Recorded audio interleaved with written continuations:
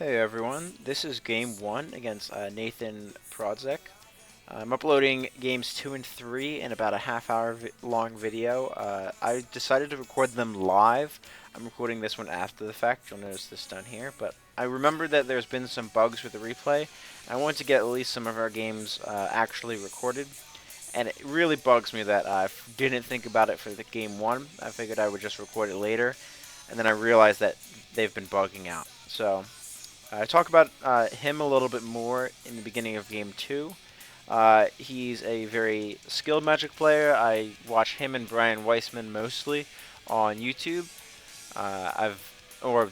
Those are the two EDH players who I enjoy watching the most on YouTube. I'll have both of their links in the description down below, as well as next videos in the description down below, mostly because I don't know how to do the annotations on screen.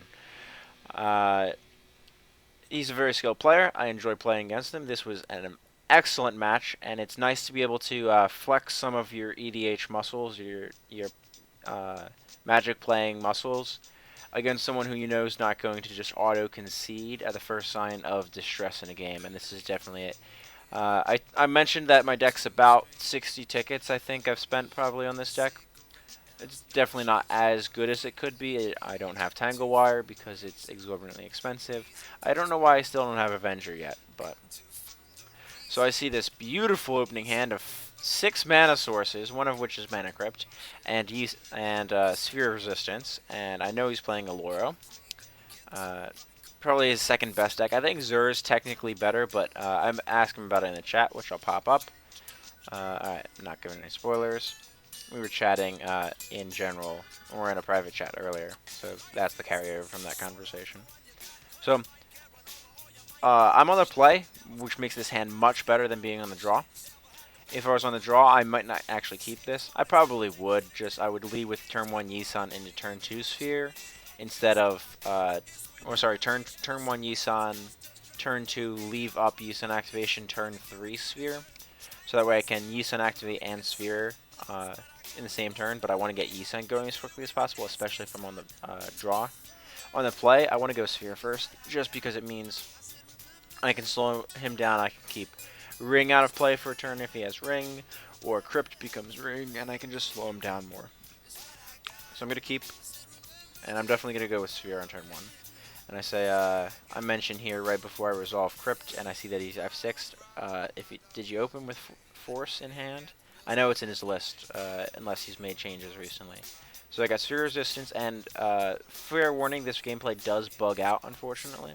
And I'll talk about it a little more. It was a fantastic game, though, and it really bugs me that this replay system isn't working. I've submitted, I think, three tickets so far, because every time MTG updates, and you get that update loading bar, and the replay system's still bugged, and the timer in between EDH games and a match is still bugged, I'm submitting another ticket every single time. It's just so refreshing. So he leads Wasteland and Mana Crypt. I automatically assume he does not have colored mana.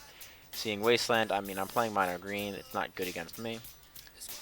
The Crypt flips don't matter. I decide not to go with Revoker, naming Crypt. I could do that, but that turns me off from Yisan next turn, because I would need 2 more lands.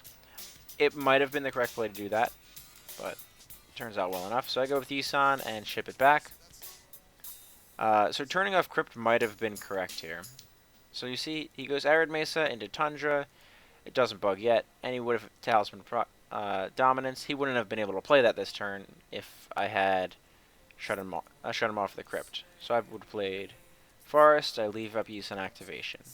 He's going to use 2 mana, which he would have not had the Talisman up to do, to Mystical Tutor, and Mystical Tutor, he'll reveal it in a sec.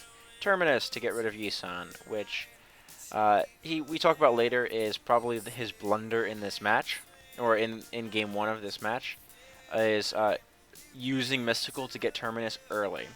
When Terminus is Mystical into Terminus is his only way out of Yisan. I don't think he plays. I think other Wraths in his list. I think he might play Supreme Verdict, but that's it. Or Toxic Deluge. But this is by far the easiest Wrath. It's a 2 mana investment. Well, 4 mana with Sphere Resistance and a draw step. But this is his best way to respond to me going crazy with Yisan. So I don't think I agree with him that this was probably the misplay of the match, or of game 1 of the match. So he deals with Yisan and he ponders, and he tops with ponder, but I don't think he plays a land here. All right, no. So all right, we immediately hit a bug. So what happens? I believe he misses his land drop here. Excuse me. I untap, play a land, and decide now is the time to use Revoker. So I untap, draw Soul Ring, play Soul Ring off Mana Crypt for no loss but no gain. Use Soul Ring land to play Revoker, and because I have Soul Ring, I know I'll be able to deploy Yisan next turn. He has Phyrexian Metamorph, copy Revoker, turn off Ring.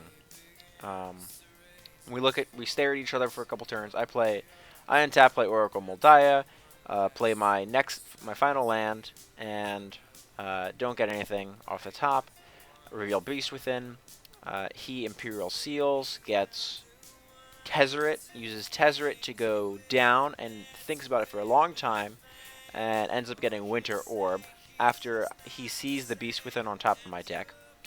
I send with Oracle Moldiah, Phyrexian Revoker at Tezzeret, because if the Revoker's trade, I unlock 4 of my mana and he unlocks 2, which I can Beast Within in response. So I set a stop on his upkeep, look at what he untaps, decide not to Beast Within anything, destroy Winter Orb on his end step, untap, deploy Yisan. I move Yisan all the way up to 4. Sorry, I start moving Yisan up, but I flip. I keep getting lands off the Oracle. I think I got 4 extra lands off the top of my deck over the course of the game. And then I revealed, like I got a Mana Dork, some extra lands, and I reveal Green Sun Zenith. And I Zenith X equals 8, which costs 10 mana from Sphere Resistance. I just got there off of a Seeker of Skybreak, the untap a creature, and Boreal Druid, the tap for Coalesce elf. I got to 10 mana off them. I had 1 open, and I went for Tidon. He had Fabricated for Shackles, so I killed Blue Source, Underground Sea, the Tundra, Underground Sea, and Talisman, and just left him at Coalesce mana. Because I don't care about him having Coalesce mana. It's not going to do anything for him. I was attacking him enough that Aetherflux Reservoir wouldn't get him back in this game under any circumstances if he top decked it, because he wouldn't have the 50 life to pay to kill me. And once Terastodon came down, the game was sort of closing up at that point, and we decided to move on to game 2. And we talked about it. I'll try to jump to the end real quick, so you can see our chat. Strip Mine. I actually did draw the Strip Mine. There we go. So Krypton Sphere was a difference. So let's see. So we're talking about. I asked him if he had perfected that Zerlist that he was working on. So he tutored for Tez. I said Tezzeret can get it, and then he used his Imperial Seal. Ended up getting. I was expecting Necro. Ended up getting Tezzeret.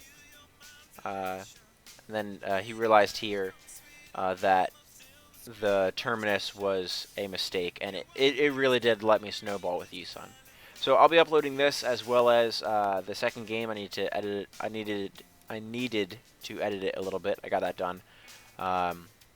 So I'll be uploading all 3 of the games. Unfortunately, it really bugs me that I forgot to record this one as I was going.